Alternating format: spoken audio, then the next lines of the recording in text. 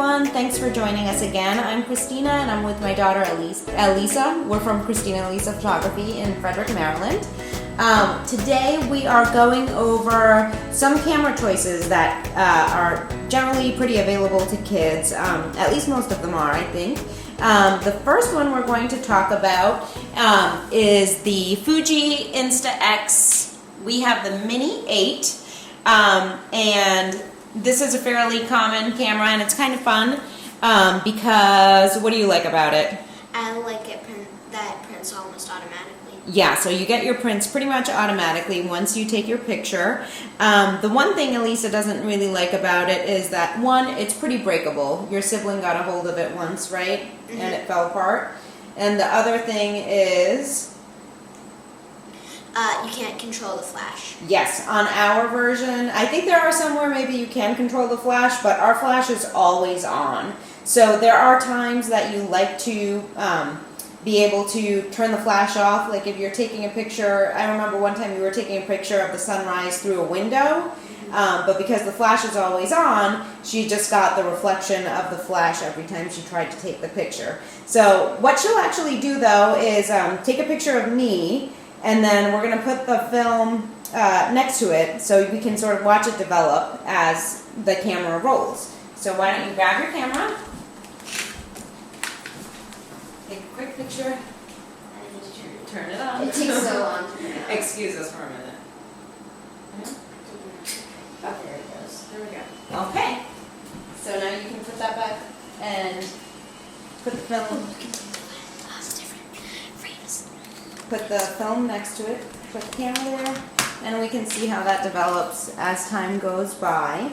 The next thing we have is a cell phone, and excuse the funny angle here, but here is the cell phone. They say that the best camera around is the camera that you have. So that is one good thing about cell phones, is whether you have your own or not, you're generally always with someone who has a cell phone. So it's very convenient. You always have a camera on hand that way. It's easy to use. Some of the cons are, what are the things that you don't like about it? It's breakable? They are breakable, but everything is breakable. I mean, you have to be careful with any camera you have. The settings that you don't always want to have on there. Sometimes we have, like on our phones, we have this kind of live setting, so it shows a little bit of movement before you get to the actual picture, and that's a setting that you don't always, at least for us, we don't always love that setting. You can't really control the different, you know, your shutter speed or aperture, different settings that may affect your photo, and that also for us tends to lead to a lot of blurry photos or pictures we don't want. So anyway, there probably is nothing more convenient than a cell phone camera. The next camera we are going to show you is a DSLR, and these are, I mean, they're fairly common these days, but maybe not as common for kids. If you have, if your parents have one of these, or your grandparents maybe, they might let you borrow it. Always ask permission, of course, before you use the camera. But these give you ultimate control, so you can. Oh, look at that! The picture's coming out.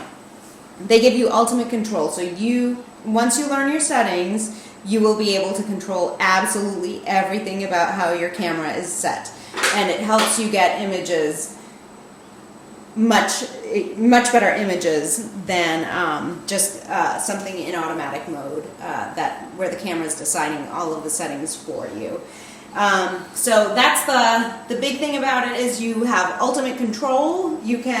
It's really great for experimenting too. Once you learn a little more about each setting and you want to kind of make more creative images, the DSLRs are great. They are heavy. You need to be aware of things like you can buy different lenses for them. The lens caps can come off. You have to be a little more protective of them than other cameras. Along those lines, but pretty different, kind of before the DSLR, were film cameras. So you used to have these cameras, oops, here we go, that's how you open it. You would put a little roll of film in here, wind it over to the other side, take a picture, and then you would advance your film to get to the next shot in the camera. And these are really fun also for learning and for creativity. The unfortunate thing about them is that there aren't many places anymore to develop your film. I actually haven't developed a roll of film in probably close to 20 years. So I would, if anyone knows, I would love to know some places you can get film developed. You just can't find film or get it developed as easily anymore. But that's another fun option that your parents or your grandparents may have and maybe give you something to play with.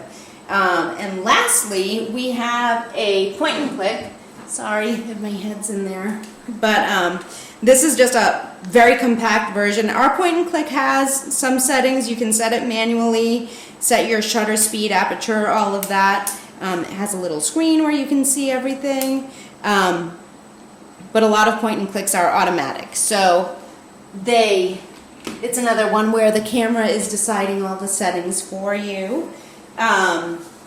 And sometimes it tends to lead to either blurry images or images that are coming out the wrong color, then not what's true, what you're actually looking at. It kind of decides what it thinks that the color balance should be, but it's not always accurate.